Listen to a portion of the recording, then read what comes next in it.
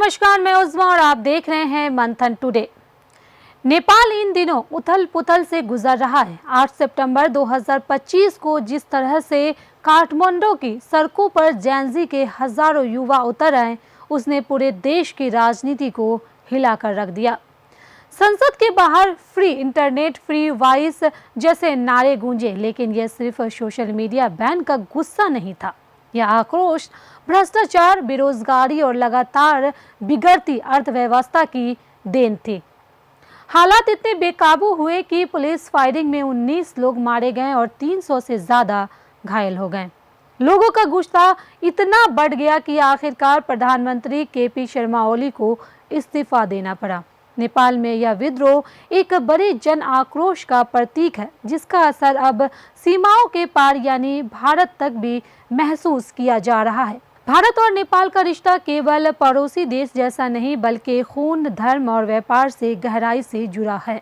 ऐसे में सवाल उठना लाजमी है कि इस विद्रोह का असर दोनों देशों की अर्थव्यवस्था पर और खासकर रुपए के रेट पर पड़ेगा या नहीं।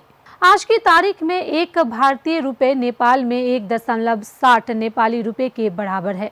यह रेट पिछले 3 दशकों से बिल्कुल फिक्स है। नेपाल राष्ट्र बैंक ने 1993 में इसे स्थिर करने का फैसला लिया था और तब से यह दर कभी हिली नहीं। यहाँ तक कि जब डॉलर के मुकाबले भारतीय रुपए गिरता बढ़ता है, तब भी नेपाल और भारत के बीच का ये रेशियो जस का तस बना रहता है। वजह साफ है, नेपाल की अर्थव्यवस्था भारत पर गहराई से निर्भर है। नेपाल का 60% से ज्यादा ट्रेड डिफिसिट भारत के साथ है, यानी नेपाल भारत से बहुत कुछ खरीदता है, लेकिन बेचने के नाम पर उसका हिस्सा बेहद कम है। यही कारण है कि नेपाली रुपए की मजबूती सीधे भारतीय रुपए से जुड़ी रहती है। 1950 की इंडो पाक ट्रीटी ने इस रिश्ते को और मजबूत किया। इस संधि ने दोनों देशों को ओपन बॉर्डर और फ्री ट्रेड की सुविधा दी। यही वजह है कि आज भी नेपाल के बिरता मोड़ की छोटी दुकानों से लेकर काठमांडू के बड़े होटलों तक में भारतीय रुपए आसानी से स्वीकार किए जाते हैं।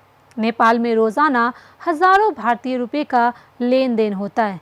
यही वजह है कि वहाँ की आम जनता भारतीय रुपए को सुरक्षित और भरोसेमंद मानती है। अगर नेपाल में कोई सामान 100 NPR का है, तो भारत में उसकी कीमत लगभग 62.50 पड़ती है।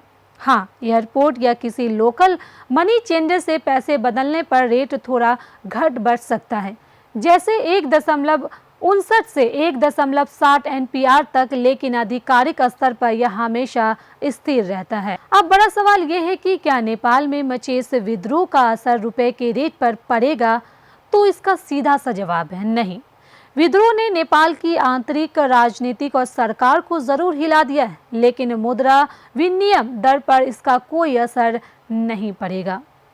नेपाल राष्ट्र बैंक इस फिक्स रेट को बदलने का जोखिम नहीं उठाएगी, क्योंकि ऐसा करने पर नेपाल की पूरी अर्थव्यवस्था हिल जाएगी और महंगाई आसमान छूने लगेगी। दूसरी बात यह है कि नेपाल के लिए भारतीय रुपए बैकबोन की तरह है। अगर रुपए पर भरोसा डगमगाया तो नेपाल का अंतर्राष्ट्रीय व्यापार पूरी तरह ठप हो जाएगा। इसलिए चाहे काठमांडू की सड़कों पर कितनी भी भीड़ उतर जाए या सरकारें कितनी भी बदले, भारत और नेपाल के बीच रुपए का रिश्ता यूं ही मजबूत बना रहेगा। यह दर ना तो विद्रोह से डगमगाएगी और ना ही सत्ता परिवर्तन से। असल में भारतीय रुपए नेपाल में सिर्फ एक करेंसी नहीं, बल्कि आर्थिक स्थिरता की गारंटी है। यही वजह है कि नेपाल का हर बड़ा छोटा व्यापारी, हर होटलियर और यहाँ तक कि आम लोग भी भारतीय रुपए को सहजता से अपनाते हैं। हालात चाहे जैसे भी हों, एक भारतीय रुपए नेपाल में हमेशा 1.60 नेपाली रुपए के बराबर ही रहेगा, क्योंकि यह दोनों देशों के गहरे भरोसे और आर्थिक रिश्तों की पहचान है। इस खबर में फिलहाल इतना ही। देश दुनिया की तमाम बड़ी खबरों के लिए बने रहे मंथन टुडे के साथ ही हमारे चैनल को लाइक करें, सब्सक्राइब करें, फॉलो करना ना भूलें। बहुत बहुत शुक्रिया।